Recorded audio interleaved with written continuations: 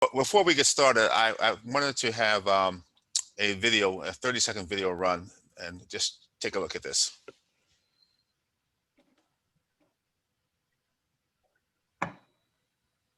Due to the COVID-19 pandemic, on January 28, 2021, President Biden signed executive orders reopening the Obamacare open enrollment period from February 15th through May 15th, 2021. Other states, such as Maryland and New York, have already extended their open enrollment periods through March 15th and March 30th, 2021, respectively. To learn more about these programs in your area, please contact Aligned Benefits Group at 301-925-2050. Okay, thank you so much. I'm going to try to share my screen now. 1, 2, 3. There, can everyone see my screen? Okay, great. By the way, since that video, the open enrollment has now been extended to August 15th. It's a huge change. So what I hope to cover this morning are things that really matter to people, especially business owners, because I think that a lot of people are confused about the Affordable Care Act. You hear all kinds of pluses and minuses about one thing versus another. I'm hoping to clarify this for you in a layman's terms so that everybody can understand how the program works. Let's see here. Before we begin, I also have to give this disclaimer that we're not providing tax, legal, or accounting advice, and please be certain to talk with those professionals. By the way, I work with a lot of those professionals in this regard because we work as a team in order to get you guys the most cost-effective, affordable programs. A little bit about our company. Our agency, we've been in business, well, I've been in this business now a total of 40 years. And when I retired from Care First Blue Cross as a sales manager, having trained over 1,000 agents in the healthcare arena, I formed this business about 5 years ago with my partner. My partner's a tax CPA and my other accountant partner. So the three of us own the Aligned Benefits Group, and we've been in business for 5 years. And we've helped hundreds of clients in this arena. We are licensed in Maryland, Virginia, and DC, and I also have licenses in another 13 states, from New York to Florida to as far as Texas. As I mentioned before, our purpose is to show you some of the cost-effective tools and techniques as it applies to obtaining affordable health care in the United States, because there are tremendous financial risks that we're faced with, especially during the COVID. Now, why was the Patient Protection Affordable Care Act passed? It was passed in March 23rd, 2010, because 60%, to this day, 60% of all bankruptcies in this country is due to medical bills. And 40% of foreclosures in this country is also due to medical bills. So we had approximately 40 million Americans living without health insurance. You wouldn't believe it, but this is what's actually happening to us as a country. So it's not just our purchasing power, it's what happens to us in the healthcare delivery system. And people think it's just about health insurance, but it's much broader than just health insurance. So what does the Affordable Health Care Law do? So one of the things it did was we used to have this thing called pre-existing conditions. And a pre-existing condition would be like, you might be pregnant, not know that you're pregnant. That would be considered a pre-existing condition prior to the effective date of the policy. Also, what it did was, so it got rid of the pre-existing conditions altogether. The other thing it did was they decided to provide free preventative care. The law was designed to make certain that you would not have to make a financial decision to get a screening done, testing done.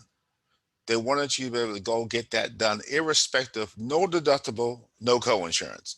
So when they say free preventative care, they actually mean that, free preventative care. Now people say, well, what does that mean? I have a hyperlink here, and this brings us right to the federal government website here, healthcare.gov. And if you know what happens here, see, you have what is free preventative care for all adults? What is it for women? What is it for children? Okay. So I'm going to click on this for all adults. So abdominal aneurysms, one-time screening, blood pressure screening, cholesterol screening, diabetes screening. All of these things are free, no deductible, no co-insurance. You don't have to pay for any of this stuff. Okay. So this is the first thing. And the reason why they did this is because they figured that if, in terms of healthcare, if we can screen you um, beforehand, we can prevent a lot of the diseases that when they metastasize, then there's no hope. Colon cancer, colorectal issues, um, diabetes. They want to be able to get their arms around it early before the disease really got bad. If they could stop it in its early stages, we could save a ton of money in the healthcare system. So that's why they decided to be a bit smarter about this. Let's catch this thing at the very beginning and not wait for it to metastasize and get really bad for everybody.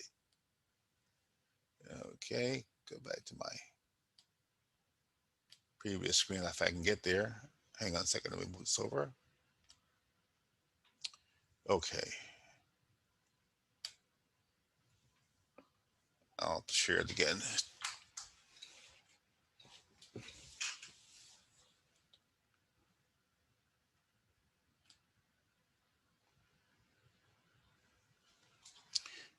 Want to get back to my little screen here. So that's one thing when I do a hyperlink, it always kind of brings me to where I don't want to go. I'll get us back in a minute here. Here You're you going go. to share this presentation? Yes. Yes. All right. Now we're back. All right. So we talked about free preventative care. So everyone has the idea what that really means. All right. Now, the next screen.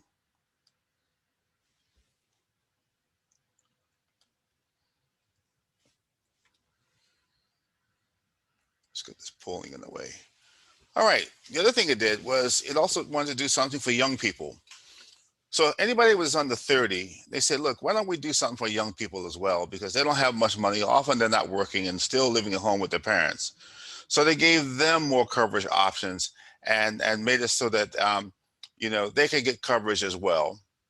And they would give these high deductible programs to them because many of them are very healthy. And they say, well, why should I have to pay for this? I'm not sick. I don't have problems, yada, yada, yada. So they came up with a program for young adults. That's people who are under age 30. Okay. The other thing is that they wanted to hold insurance companies accountable for rate increases. And they also ended the lifetime dollar limits. We should have lifetime dollar limits of $1 million. But in today's economy, you can get to $1 million in healthcare bills fairly quickly. Doesn't take much to get there. So they made it unlimited. Now, when they did that, the premiums also went up when they went to the unlimited model. You see, this is like financial planning. You say how much money you're going to spend. If you have a number, a targeted number, then you know how to set your premiums. But when they said unlimited, that was one of the reasons why everything went up so much, because they want unlimited liability to the insurance companies. Also, they wanted to make certain that insurance companies spend at least 80% of your premium dollars paying claims. They could keep 20% for the administrative costs, but 80% of the money must go into paying for your claims. And if they don't, then the insurance companies are required to refund the money back to you as employers and as employees. The other thing they did was they made it illegal to cancel your insurance just because you're sick. So these are things that really helped a lot in our arena, and it also protected your choice of doctors. No employer retaliation because you got sick, you have a problem. So they really did a lot of protect. That's the protection part of the act. Okay, go to my next slide here. Okay, now, what do they mean by affordable? Okay, so every year, United States, we have something called the federal poverty level. And the federal poverty level for a single person is about $12,000 a year. But what this system does is that it takes 138% of the federal poverty level, and it'll provide you with free Medicaid coverage. Maryland, DC, Virginia will provide you with free Medicaid coverage if your income is 138% of the federal poverty level, up to 400% above the federal poverty level. So what happens is that if you get Medicaid, that means it's free. Okay. Some people say, I don't have any money, I don't have this, I don't have that. What happens with the Affordable Care Act is that you apply on one system, and in this system, it automatically determines it puts you into a bucket of either Medicaid or the Affordable Care Act, or you can afford to pay everything yourself. So that's why you have to apply. If you don't apply, you don't know where you stand. And when you apply, they don't leave it up to us as agents to make that determination. When we get your tax return, your information, and we key the stuff in, the computer system will automatically make the determination because they are already tied into the Internal Revenue Service. They're already tied into all these organizations. So they know where you really are. So even if you make a mistake, they know what income you have, and they know the number of people in your household. Now, so what do? So one of the things that they do, we have something called the Advanced Premium Tax Credit and the Premium Tax Credit. The Advanced Premium Tax Credit means that you're not really sure what your income is going to be, so you give a projection of what you think your income is going to be for this year, especially for those of us who are self-employed. You don't quite know, you did so much last year, but you're not quite certain what's going to happen. So what you do is you project it. And based on that projection, they will give you an advanced premium tax credit based on your projection. Okay? Now it's called a premium tax credit when we know what you're going to make. People that have salaries. I know I make $40,000 a year. So what they do is say, okay, based on $40,000 a year, here's your premium tax credit. But the deal is that you have to file your taxes the previous year, because they can't give you the tax credit if you haven't filed. That's why people have to file their taxes. So the system is interrelated, very much tied to the IRS and your tax returns. So they know where you stand. Okay, the other thing, the third part of this is that how you meet a qualifying event. It talked about you had to have lost a job. This is during the year. Now, if we are in open enrollment up until last year, open enrollment began November 1st and it goes to December 15th. Now, during the year, you can also enroll if you lost your job, loss of insurance, someone got pregnant, any type of catastrophic events. That's considered a qualifying event, and you would be able to enroll outside of the November, December 15th timeframe. But check this out. What's happened now with the American Recovery Act, President Biden says that the pandemic itself is now the qualifying event. You don't have to have the disease. The pandemic is the qualifying event, and now they open up for the entire country. So instead of having to wait till November to apply, you can apply now. The other thing that it did was that they made it easier and more affordable for people to get it. I have people making six figures. If you're self-employed, I have people making six figures, but you get to deduct all your expenses. And by the time we deducted all their expenses, they qualify for Medicaid. So they're getting free coverage, even though they have a six-figure income. How do you like that deal? But you don't know until you apply. All right. A lot of people will talk to their friends and the political people and this, that, and the other. But I say you don't know. You got to talk to the people who are qualified and certified in the act, in the program, to check for you to see where you actually stand. Other than that, it's just people's opinions. Now, here's the actual table here. So we look at this. If you have a household of one, you file your taxes and your income is $17,785 for the year 2021, this is considered 138% of the federal poverty level. So if you're single, your income is $17,785 and below, you get Medicaid, which means it's free. Okay. Now, if you're single and you have your income is between $17,785 and $51,040, this is the realm of the Affordable Care Act. And check this out. 75 to 80% of the people that apply will either get Medicaid or the Affordable Care Act. 70 to 75% of the people that apply. So this is a very, very, very successful program. So look here, if you have a household of four, if your income is $36,581 or below, you get Medicaid. But if your income is between $36,581 and $104,000, you can get the Affordable Care Act. And based on the fact that you filed your taxes last year, what the government does, it takes your premiums that your taxes that you paid the previous year, and they will apply toward the premiums to pay for your health insurance this year. That's how the system is set up. And look at this. If you have a household of six, look, you can earn all the way up to 140,640. And then if you're self-employed, you get to deduct all your expenses first before they count the income. A lot of people don't realize that that's how the system is set up. Now, here comes the American Rescue Plan.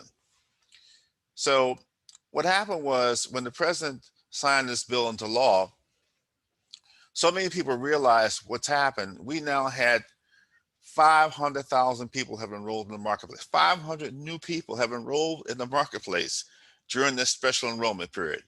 Remember I said that it's now going to August 15th of this year? Okay, that's a huge change. For African Americans, we were 11% in the enrollment pool, but now we're at 17%. So it's really helped the African American community tremendously. Now, what's happened since April 1? So this is stuff that's hot off the press. Hey, Eugene, Yes. didn't President Trump try to eliminate the program, or did he Yes. get eliminated? Okay. No. What he did, let me tell you what happened with Trump. What Trump did was, in the program, they wanted everyone to enroll. And if you failed to enroll, there was a penalty. The only thing he did was he turned the penalty to zero. But the program still went on. That's all that happened. Okay. The program, because he couldn't eliminate the program, there's just too many things going on. Now, That's what I thought. Yeah, that's what happened. So what's happened as of April 1, premiums are expected to decrease on average $50 per person per month. This is huge. And $85 per policy per month with the implementation of the enhanced financial assistance under the American Rescue Plan. So what's happened is that even if you have health insurance right now, the computers were just reprogrammed this month. Your premiums can go down again, but they're not going to do it automatically. If you don't apply, they'll just leave it like it is. Okay. So if you're in the Affordable Care Act, the only time they'll change it if you say, take all of my credit and apply it to the premium, then they'll do it automatically. But if you were doing anything less than, apply all my credit, they're not going to do it automatically. So that's why people have to talk to people like me, because I'm the guy that goes into the system. I can go into all the systems: Blue Cross Blue Shield, Kaiser Permanente, United Healthcare, all of them. I'm licensed with all of those companies, and I get access to your stuff. So I know how to do stuff, but you have to give me permission to have access to your stuff. I just can't go in there and just do it. That's why they require that you talk to a certified, authorized agent. You see, because once that happens, then things can change. Okay, so this special enrollment period is available to consumers in 36 states with marketplaces that use healthcare.gov all the way through August 15th. That's what the American Rescue Plan did. It moved the date from May 15th back to August 15th. So that March report that you saw, 500,000 more people enrolled. That's how dramatic, how big. Then you don't see this on the news, at least the news that I watch. All right. Now, here's another thing that's important for people to understand. The way the healthcare system works is that when you go into a doctor or a hospital, you guys get a clipboard, right? They give you a clipboard to sign. And what most people do is that they sign it, they don't read it. But that's where you get really, really can be hurt if you don't understand what you're signing.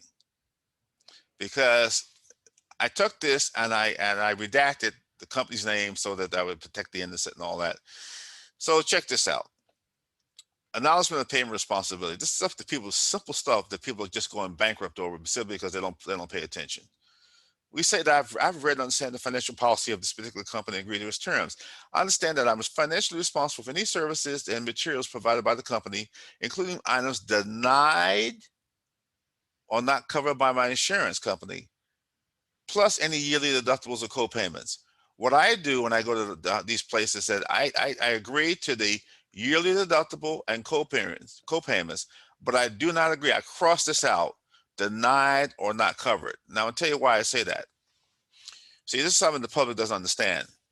when a doctor or hospital bills for your service, they have to get that bill to the hospital, to the insurance company within 60 days of the date of service. If they fail to get the bill out on time, the insurance company can deny payment in full. So one of the reasons why I don't agree to this deny it is because you don't know if they got the bill out late. If they get the bill out to the insurance company late, then the insurance company say, hey, you're beyond 60 days. It's called 60 days timely filing.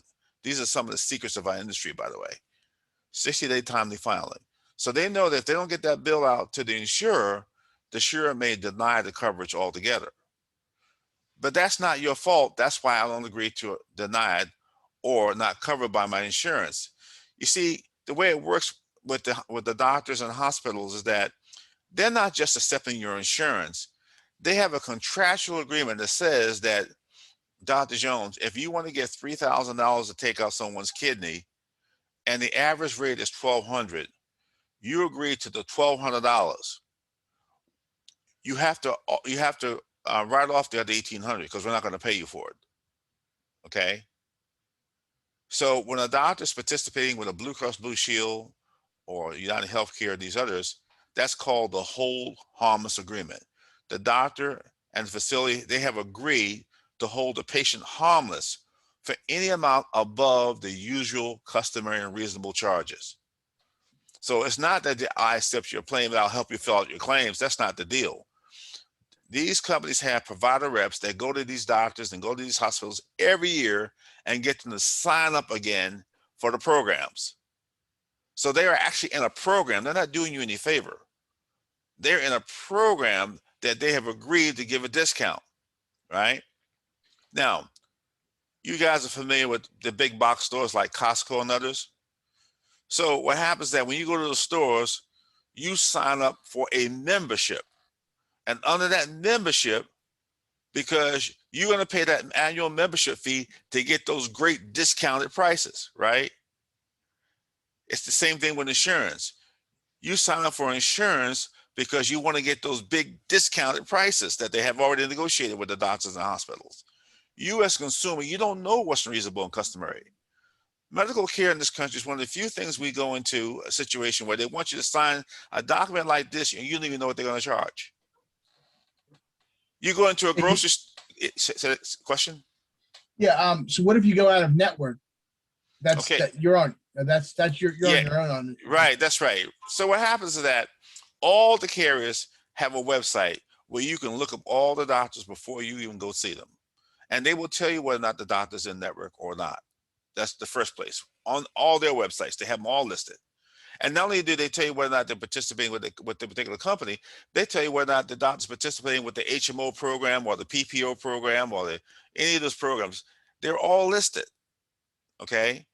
And then the third thing that you should always do is that because a lot of doctors don't always re-up every year, 95% of the doctors always re-up. Again, they sign the contract again. But just in case they may have not done that, you call the doctor's office and say, do you participate with my Care First PPO program? And they will say either yes or no, okay? So there's no incentive for you to go outside of network anytime, because what they do is that the networks always have to be adequate. The insurance commissioners make sure that there's an adequate number of allergists, anesthesiologists in the given area. And if 85 to 95% of all the doctors and hospitals participate, why do you want to go to the 5% of the doctors and hospitals that don't participate? Because when Can I share something with you, Ro? Hang on before that. So my point is that when you go to a non-participating doctor or out-of-network doctor, you're giving yourself unlimited liability. It's like saying, yeah, I'm going to buy myself at Costco, and then you go outside of Costco, the Costco say, hey, we got nothing to do with that. We only sell you stuff that we sell. We give you the great prices. Go ahead, question. So my father's a doctor before he passed away, and so I'm very familiar with health insurance. And my sister works for Sibley, so I went to an in-network doctor, and I had a bunion removal, and I actually lost my toe from this doctor. He totally messed up the whole things. So I went back to a non-network doctor. And they finally said, you know what, we're not taking insurance. We're it's just a racket. And it's sad. It's the same thing with my father. At the end, it's just a joke. And I understand there are some good doctors in network, but a lot of them are just saying, you know what, I'm not going to pay. I'm not going to get paid for my services when I do an excellent job, and I'm getting killed on the payments. So that's the problem sometimes with some of these doctors in network. They're not as good as the doctors out of network because they're just getting fed up with not getting paid their fair share what they offer. Okay, good question. Let me address that. What happens is that the doctors will put you as a patient in between them and the insurance companies. Let me show you how the system is set up. When the doctors feel that they're not being paid adequately, they should never come to you as the patient.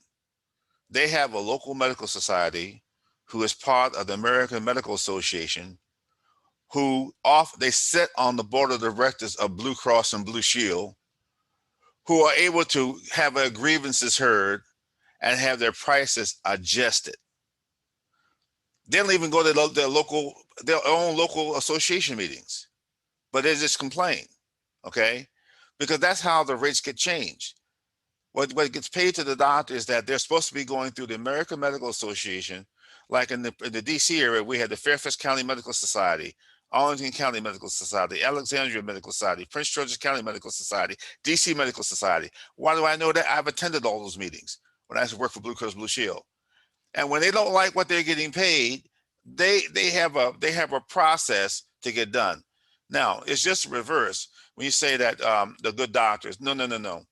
These doctors, by the way, who are participating, you'll see them on Washington's top doctors.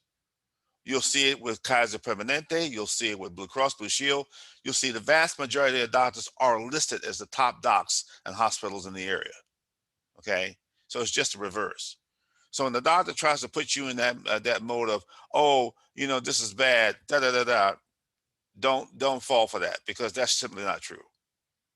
If 85-90% of the doctors in hospital are participating, you mean to say that 85 or 90% of the doctors are poor and only these 5% are good? You see what I mean? You understand why that logic wouldn't make sense? Does that make sense to you? Yeah, I don't want to take up the conversation here, but I don't know. I understand what you're saying. There are some good doctors in the program, but I'm a victim of one that was in the program and I lost a limb from it. Yeah. Now, see, that's a whole different issue. That doesn't mean that these doctors won't make mistakes. That's a separate issue that you have to take that up with your legal counsel and what you do and all that. But that's because it doesn't mean that just because he was in the network that he's bad, or any doctor in the network is bad. I just want to make sure the logic is correct here. Okay. Now, the other thing about this program is that when you're signing this thing and when you're coming in, is that you agree to assign your medical payments to the doctor. So that's why you have this authorization to assign medical benefits, because that means the insurance company will pay the doctor rather than give the money to you. Okay. So these are the two parts: payment responsibility and authorization to assign the medical benefits to the doctor, and it will remain in effect until it's revoked.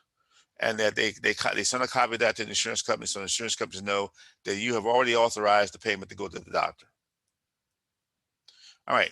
Now, this is the part that I would say that is something that people are really confused about. So remember I said that when you have health insurance, it's like being a member of Costco. You're getting these great discounts.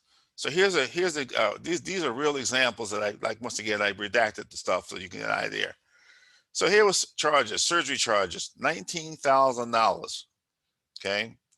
The plan allowance, that is the insurance company allowance for that particular surgery, was $49.48. As a consumer, you're thinking, oh my God, the insurance company's not paying them anything. What a ripoff. But I've been on both sides of this thing. I used to set up doctor's offices and set up their electronic billing systems.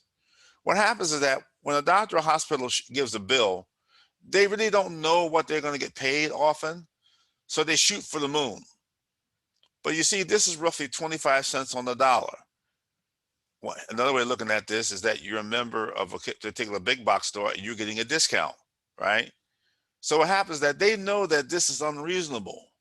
For the doctor's training, education, and what they do, the zip code, the cost of malpractice, office expenses, they have The local medical societies have already agreed that this is reasonable. You as a consumer, you wouldn't know that that was reasonable. This is their own professional associations saying, yes, this is reasonable and customary for this part of the country. If you go to New York, this might be higher. So it depends on the zip code, where you are, the location, how much do they do. So what happens is that since this is the approved amount of the plan allowance, there were two companies, insurance companies payment. Company A paid and company B paid. And then what happens is that you owe the provider zero. Now, when you're going to a hospital or a doctor, you must always wait to get the explanation of benefits before you pay, because the insurance company is keeping track of what they paid and how much you should pay. You don't go in and just because they send you a bill, try to negotiate that bill, because that bill is not necessarily correct. So out of 19,833, the real price is really 49. You as a consumer can look at it in your mind, you think, how could that possibly be? The insurance company is ripping them off. No, this is the reality. They already know what the reality is, and they got 70 years of experience doing this. Here's a hospital bill. The bill was $38,475, and the allowance is only $9,000. That's 25 cents on the dollar. So if you go out there and try to pay these bills on your own without the benefit of real facts, you could be paying a lot more money than you ever should be paying. Okay. So what happened was company A said, we're going to pay 78, which is 80%. And the other company paid the 1216, patient responsibility zero. So what am I telling you? We got a bill for 38,000 on this one. This is all part of the same procedure, by the way. It was 19,000 here, 38,000 there. It was almost $60,000 in bills, and the patient paid zero. This is how it's always worked. But you know, as a consumer, you don't get the inside track of how it works. I deal with it every day. Okay. So now, so these are some of the sites, and there'll be copies of this for people to have. But my point is that we need financial literacy in terms of how it works in the healthcare delivery system in this country. We don't know how it works.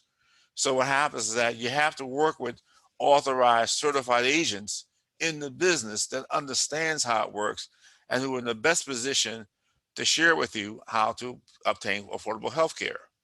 The other thing I would say about this is that if you are self-employed, a solopreneur, entrepreneur, the American Rescue Plan has they've just updated the computer systems to lower the premiums. But what happens is that if you don't talk to someone, you don't know that. So you continue. I just did a doctor. He was paying $500 a month.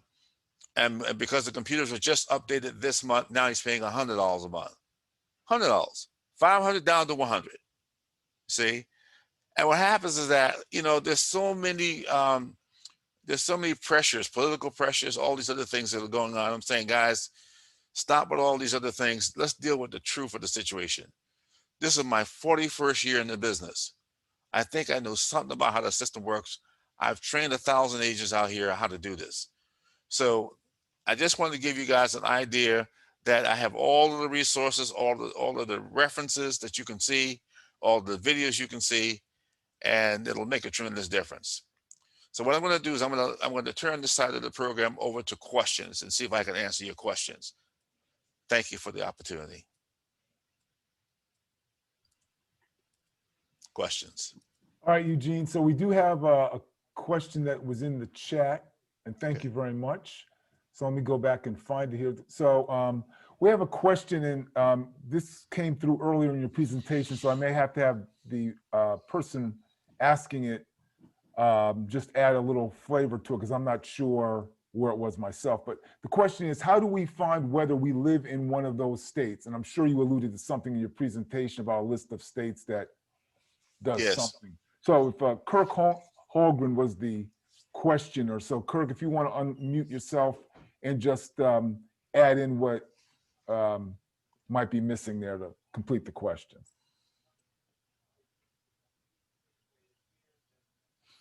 Okay, I can answer the question anyway. Okay, so here's what's happened. Okay, go ahead. Out of 50 states, approximately 14 states have their own health exchange programs, Maryland being one of them. So Maryland and DC is one, Virginia's not. But then you have Pennsylvania, New Jersey, New York, and there's about 10 other states behind that. But what happens is that when someone applies, I ask them what state they're in, and then I look it up at the time to see which program that state is in. It's also on the healthcare.gov website as to which state. When you apply for healthcare.gov, it automatically puts you into the state system if they have a state exchange program. But the most important thing is that you apply. And what happens is that we will automatically, between myself and others, you apply on healthcare.gov, it automatically puts you in the state, and then we will share with you that information as whether or not the state is participating or not. But the affordable, the American Rescue Plan is for all 50 states until August 15th. So even if they don't have a state exchange program, it's still, it's a national program. All right, thank you, Eugene. Bottom line. Eugene, Kurt also asked earlier about a phone number. I guess it was at the very beginning of your presentation. Kurt, can you ask a question again? I'm sorry. Yes, at the start of your presentation, you had a short video, and the last screen of that video had some phone numbers and contact information. And I tried to do a screenshot, but I didn't get it done in time. Okay, I put it up there now. Great, thank you. Okay, so Eugene, we have another question. Well, we have a couple here, so let me get back to the first one as they come in. So why is it so hard for Medicare recipients to secure a doctor? Medicare? Medicare, yes. I'm sorry. Thank you, Milry. Okay, all right. He finds that most doctors avoid this program. Do you have any thoughts that you might share in this regard? Okay, first of all, the Affordable Care Act is not a Medicare program. The Affordable Care Act is for people under 65. Okay, so doctors in Medicare would never accept this program because they're not. If they're doing Medicare, then they're either in the Medicare program, what we call original Medicare, A, B, and C and D, A, B, and D, or they have the Medicare Advantage program, which is the Part C program, which is Medicare run by the HMOs, namely Kaiser Permanente, United Sorry, Healthcare. I misspoke. I meant to say Medicaid. Medicaid. Yeah. All right. Because I would say Medicare because Medicare is like 90% of the doctors accept Medicare. Now, Medicaid, the reason why people don't accept Medicaid so much is because there are only a certain number of doctors that have agreed to accept Medicaid because Medicaid pays the lowest amount of all the programs. Because remember, Medicaid is free to the consumer, right? The program is designed for people when they really have low income or at the poverty level. And based on that, the Medicaid programs are run by the states, okay? They're funded by the states, but they're also run by, the carriers like Care First and Blue Cross. So a lot of the carriers have a Medicaid component, but what happens is that they limit the number of doctors who will actually accept the Medicaid program because they're trying to control their costs.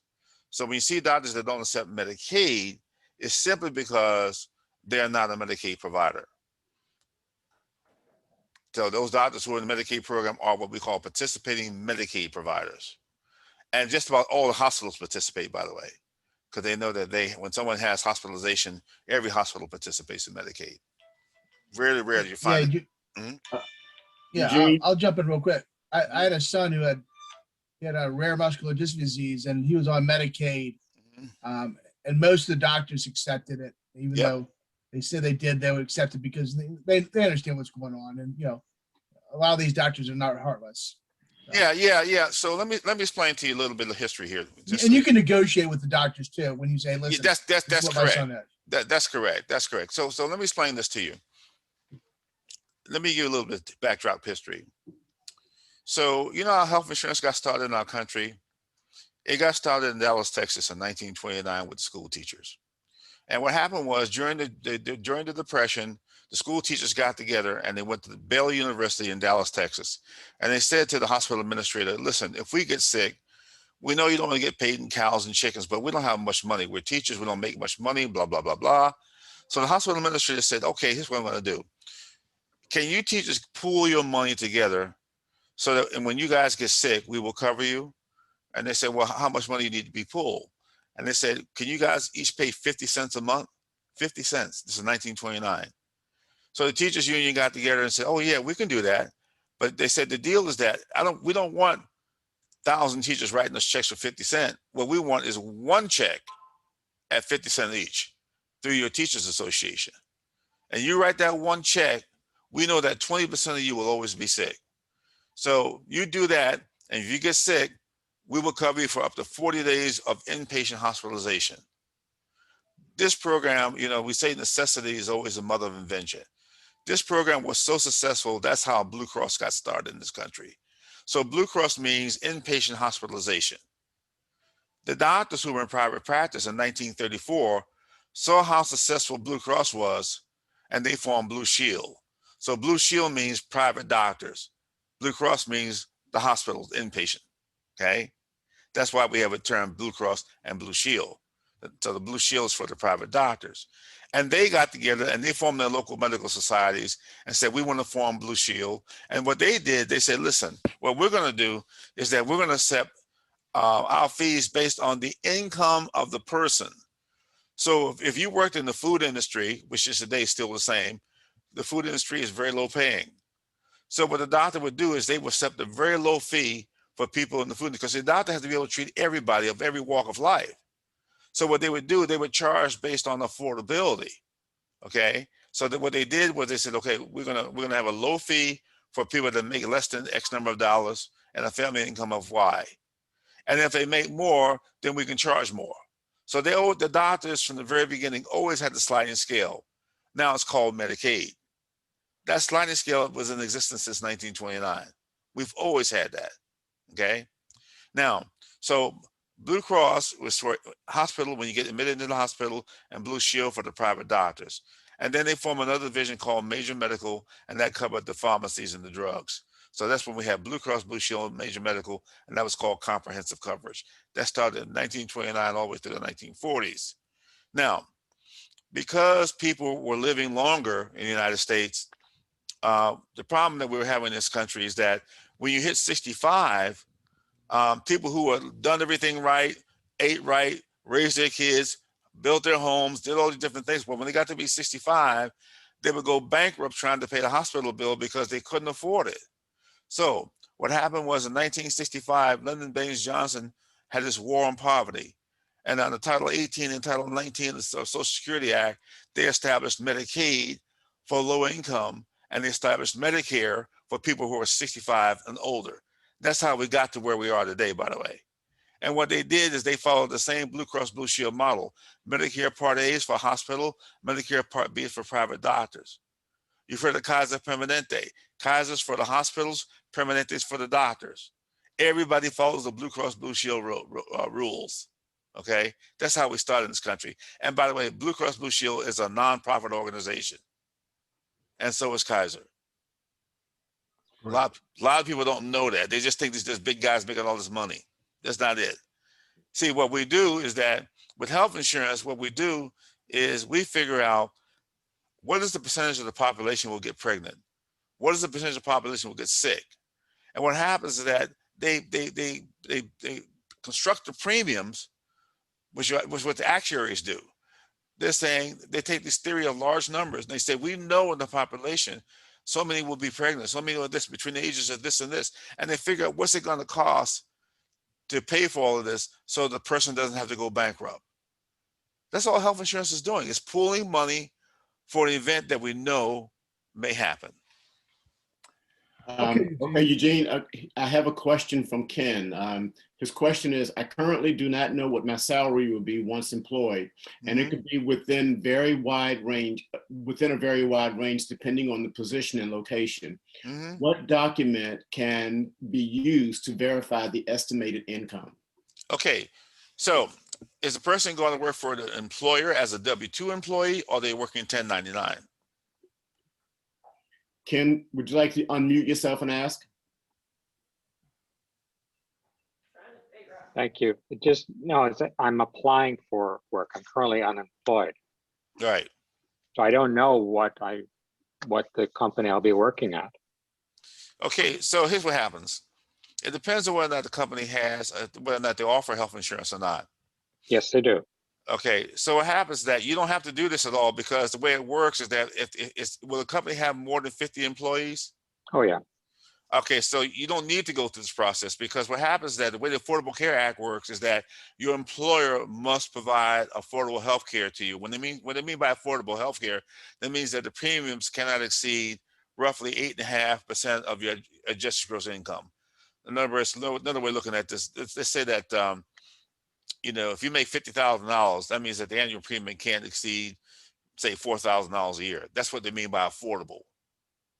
But right now I'm unemployed. I have no income. So I want insurance now. Okay, so now you were talking about the employment situation. Now, if you want insurance now, then what we do is we take the unemployment award letter that you got, and then we will calculate the premium based on your unemployment income. Okay. And then that way it'll tell you, because it may be even free for you. It just depends on what the unemployment award letter tells you. But that's why we talk to people, and we go through that whole process of getting what it is you're actually getting. And then we'll tell you, okay, based on your income today, on unemployment, you can get this, and it'd be about 10, 15 different choices. Perfect. Thank you. Eugene, I have a question that came in from someone, so I'll read it to you. The person lives in DC and is enrolled in the DC healthcare plan. Right. When they were enrolled, they were told that the healthcare plan is on par with ACA level silver, and that silver level is about $700 a month. So she's asking, should she go back and reapply for ACA level silver today because of these of the recalculations you mentioned? Yes. What you do is you go in and say, I want to see if I'm eligible for the new affordable rescue plan. And what happens, they will go back in and they'll recalculate. What happens, you're not really reapplying what it is, you're seeing if you're eligible for that program. Most people are. So it's in your best interest to go in there. Like I was telling you about the doctor, he was in the ACA plan too. And we went from $500 a month down to $100 a month. So it is in your best interest to do so. And you don't have to change plans. You can keep the same plan.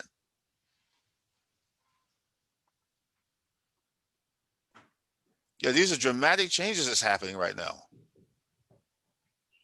Okay, thank you. Eugene, I see another question from Kirk. I have Medicare, but only Part A. Can I get dental coverage under the ACA?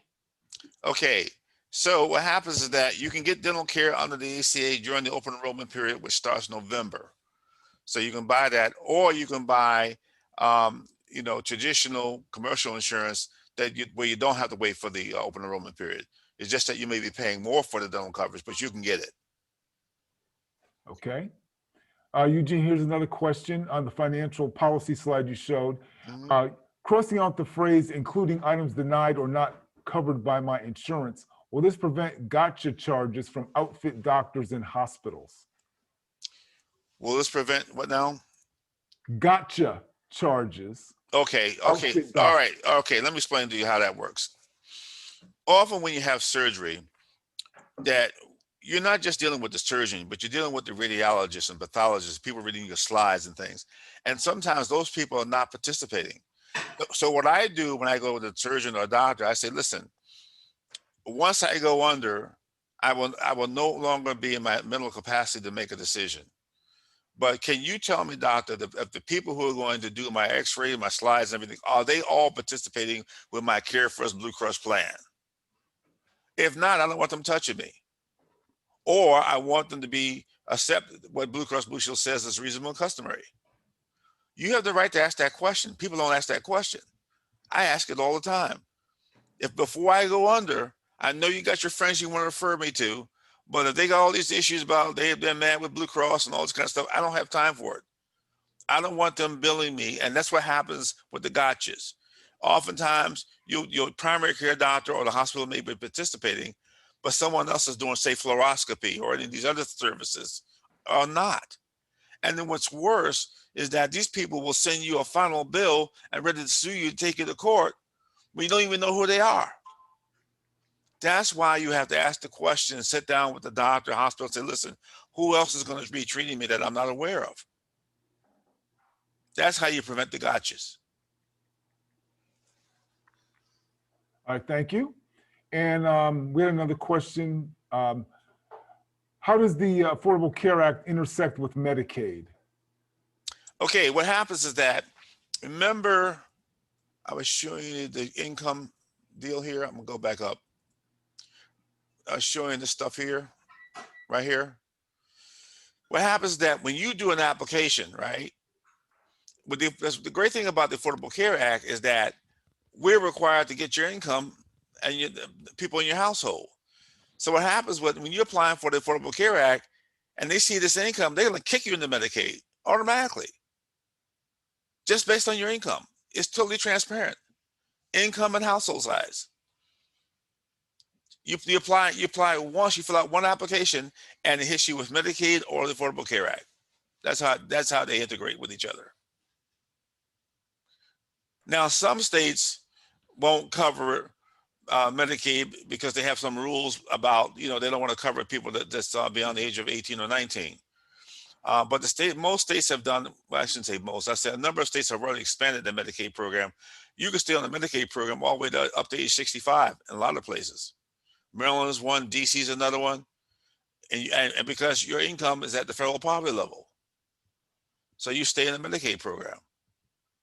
And some people are on Medicaid and Medicare. It's called Medi-Medi. They're qualified because they have low income, and they qualify for Medicare because they're 65 and older. And sometimes the Medicaid program will pay your Part B premiums on your Medicare. So that's why I say that everybody's situation is different, and we have to apply the state rules. That's why I'm licensed in 15 states, because I have to apply the rules in the state and jurisdiction based on where you are. That's why you go to one funnel. And this is why it's so complicated to the public, because I have to get trained by the states. I had to be trained by the feds. Then I have to get trained by the insurance companies about their policies and procedures. And if I have to go through all this training every year, you as a consumer coming into it first time trying to use your personal logic won't make any sense. And oftentimes we have computer glitches in the system that you're not aware of, that I get emails about. This will not work with an iPad. This will not work with this, that, and the other. You don't know that, you see. You're trying to do stuff on your iPad and your Android and all this stuff, thinking that, oh, why isn't it working? Why isn't it working? Because what the states have done is that when they did the development, they only had so much funds to develop the application. And so what they did, they went with IBM compatibles, not necessarily with Apple's. They chose one platform.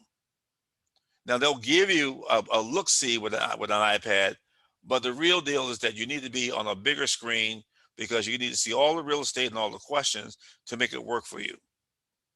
And that's why I have I'm operating on a big screen, so I can see all of the real estate and all the things that have to be done. Eugene, yes, question from me. Mm-hmm. When you are in a transitional period in your life where you're balancing looking for a job with your income, your current income, and you've got all of these different things that you have to pay, mm-hmm. What are some fundamental questions I and anybody else should be asking themselves about their healthcare coverage? Okay, the fundamental questions are this. Since the law just changed, shouldn't I be looking into my current plan to see if the rates have changed? Because they have. And it changed as of this month. It's dramatic. So what you do is you get with an agent that's authorized and all these, been trained on all this stuff, to take a look. And they'll look and see. See, because it's just no skin off my nose at all. By the way, you as a consumer, you don't pay me a dime. A third of the people that I work with get Medicaid. I don't get paid a dime for it. It's just a public service. I'm like the doctors. They talk about the doctors don't accept Medicaid. Well, Medicaid don't pay me either. But if you qualify for Medicaid, I do it as a public service because you need Medicaid, you need the coverage. There's no sense in getting yourself exposed to unlimited liability. I only get paid from the carrier. And the rates are the same whether you talk to me or talk to the carrier. The rates are the same. You're not paying more to talk to me.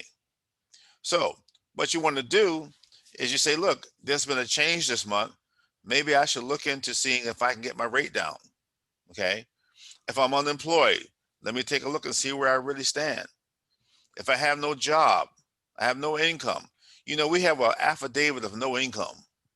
So if you really don't have any income, we have you sign the affidavit of no income, and they still will get you qualified for something, whether it's Medicaid or the Affordable Care Act. In this case, no income will most likely mean Medicaid. So you have to ask yourself, okay, let me at least look.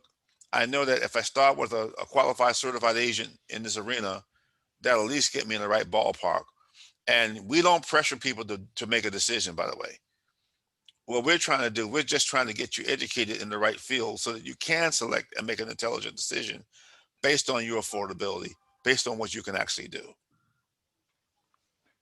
Okay, Eugene, we have a question. Kelly, go ahead and unmute yourself if you would, please, and ask your question. And sorry we missed your hand earlier. That's a problem. Thank you very much for putting on this presentation, Eugene. Awesome. So my wife works in the federal government, so we have federal Blue Shield, Blue Cross Blue Shield. Mm-hmm. I know it's federal government. So do they get paid less for what they do compared to Blue Cross Blue Shield on services? Did you say they? You mean the doctors? Yes. No. Let me explain to you about the federal government. It's something people don't realize. Now, are you on your wife's plan? Yes. Yes, I am. You should be. Here's the way it works in the federal government. The federal government programs, you talk to any doctor, the federal government and Medicare are the best payers as far as the doctors and hospitals are concerned. They are the best payers. Why? Because they have a large group. Okay. Number two, in your federal government, the federal government is paying 70 to 75% of your premium on your behalf. Wow. So what you have taken on your paycheck is only 25 cents of what it actually costs. The government's actually paying 70, 75%, even when you retire. Yeah. You see? So when I tell people, when you retire, if you're in a retiree program, you never, ever, ever, ever drop your retiree program, ever. Because the government has agreed to subsidize it for the rest of your life. Mm-hmm. You'll never see that rate again. And they are the best payers. As far as you talk to any doctor, hospital, they'll tell you that the federal program, federal Blue Cross, federal Kaiser, federal whatever is the best payers going, because the premiums are solid as a rock. They pay on time. They're not waiting for a consumer to write a check. The employer takes the money out automatically, and then you retire, they continue to take the money. So they want that stable paycheck. You see? So no, they don't get paid any less. They get paid UCR, usual, customary, and reasonable, whether it's federal or not. Yeah.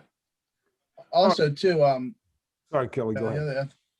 Yeah, one more thing is just, I think one thing, the reason why some of these doctors are kind of upset, because I guess their insurance premiums are going up. Their premiums is so sometimes they kind of tack it on to the consumers.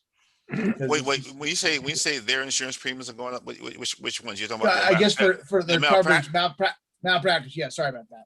Yeah, malpractice. Yeah. So here's what happens. There's a review every year for all the doctors and hospitals, where everybody, when you get this rate increase from your insurance company, it's because they do an annual review every year. They look at the cost of malpractice, the cost of this, that. There's a whole consumer price index. They do all of that. Yeah. So when your premium goes up, and then they take into consideration the claims. So what happens is that if the claims are good, you may not see a rate increase. And if inflation is good, they say, no, we won't do an increase this year. Yeah. Typically what happens in health insurance, there's about 3 years of rate stabilization, and there's 3 years of rate increases.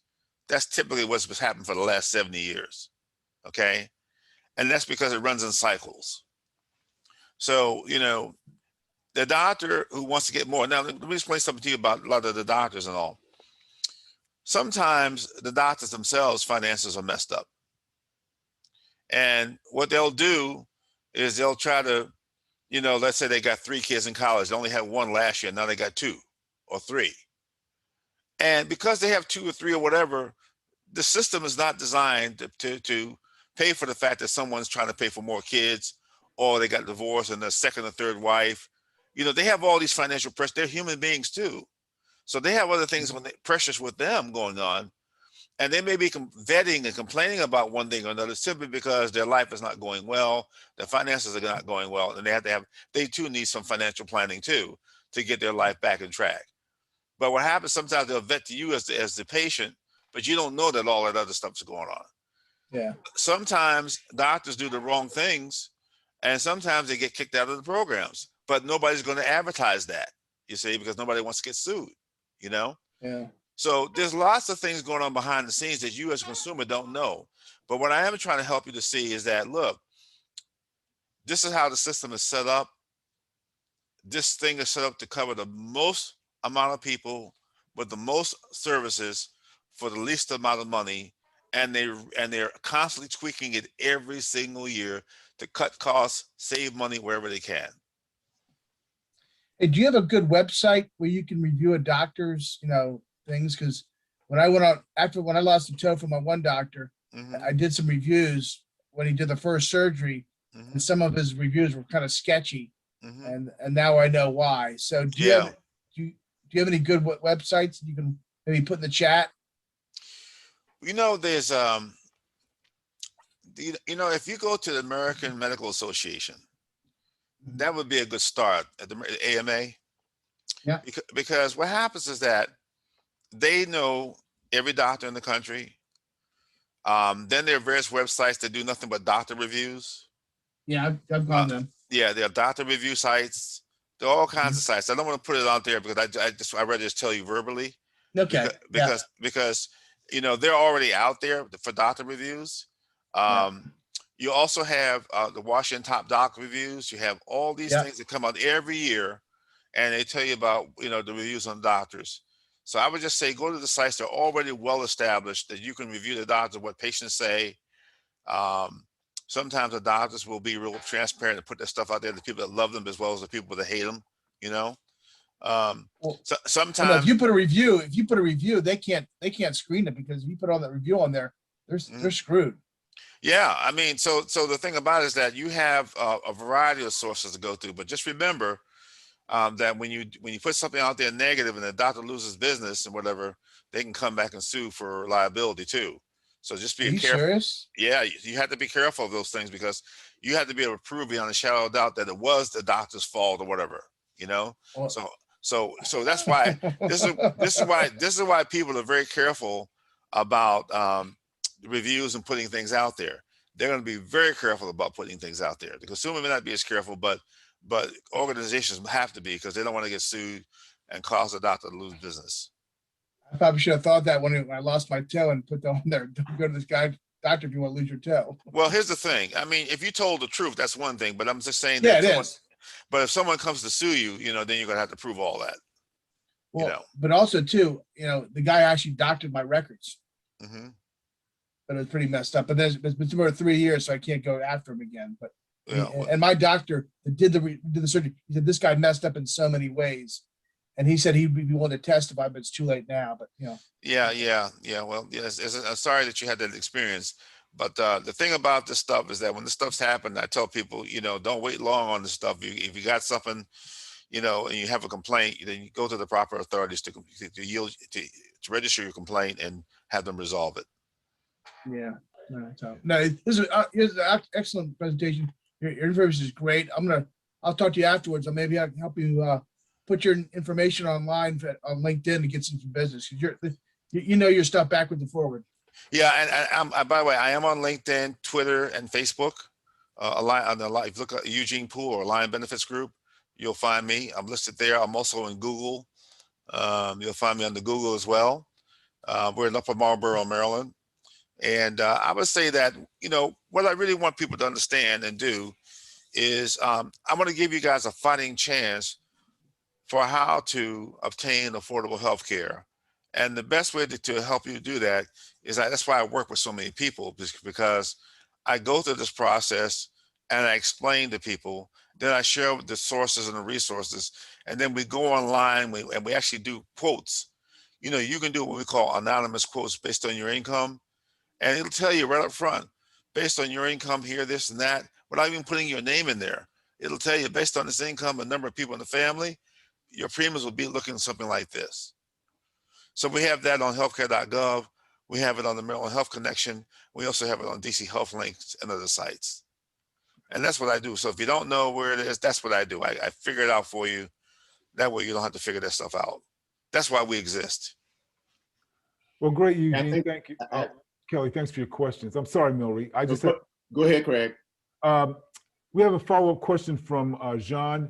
He asks, can you speak to who your primary target is as far as customers? It sounds like it's us. Yeah. See, my primary customers are the solopreneurs.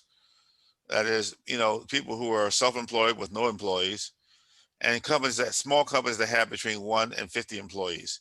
That's my sweet spot. I have about 80 companies that I do right now, and I have a couple hundred individuals that I do, because this is where I feel the greatest need is.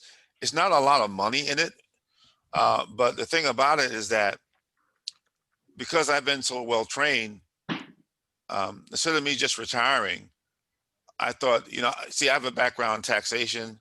I have a double master's. I have an MBA, second master's cybersecurity policy, certified in Affordable Care Act, certified project manager, did software IT projects for healthcare for the Centers for Medicare and Medicaid Services. I mean, I felt it would be silly for me to just retire with all that information, and people are so confused and they don't know what to do. So I decided that I was going to do this for the rest of my life because it's part of my passion and my mission to help people. If I could help as many people as possible and prevent you from going bankrupt, then my living won't be in vain. So I'm on a mission to help people. So this is part of my passion. So my target market are the solopreneurs and small businesses, 1 to 50, but I do have companies up to 200 employees.